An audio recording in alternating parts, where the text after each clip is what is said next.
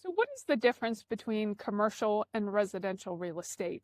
There's a couple different ways that people define the differences, but essentially 1 to 4 residential units are considered a residential property, and then 5 apartment units or more, or 5 properties on one deed are considered commercial.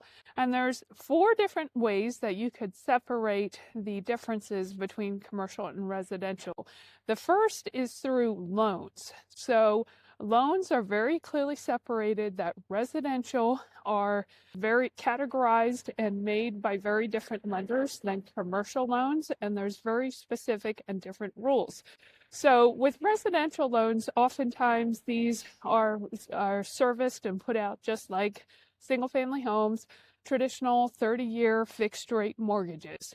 Sometimes you can also get what's called DSCR loans, which is short for debt service coverage ratio, for up to 10 units from kind of a specialized lender, but that's the extent to which residential loans are put out. Anything that's 5 or more typically is a commercial loan, and then obviously the larger it gets, the more complicated, and it falls into that commercial category. Now, the second way that you could define the difference between residential and commercial is the disclosure laws. So in Pennsylvania, there's very clear disclosure standards if you're selling a residential property, which again, remember, is 1 to 4 units. If you're selling a property that's 5 units or more, it is considered commercial, or obviously anything that has more of a business component, like an industrial building, is commercial. That is not covered by the same disclosure laws.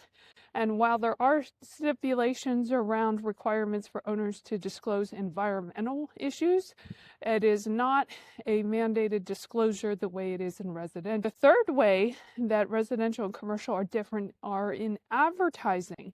So typically with residential, both loan brokers as well as a real estate broker, they have very specific standards as far as what they can and can't do in advertising, and they're required to provide consumer notice in the case of a residential broker, whereas in commercial, that is not a requirement either. So that's a pretty big difference in the disclosure and advertising requirements.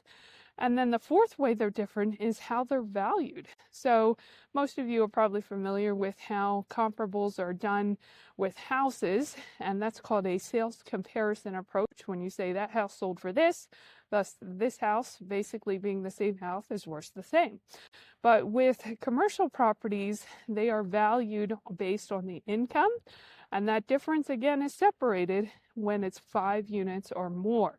So commercial has the benefit of being valued on a cash flow basis, which means you can increase the value by doing things to increase that cash flow basis. And that's a big benefit to commercial. So that's 4 different ways commercial and residential are different.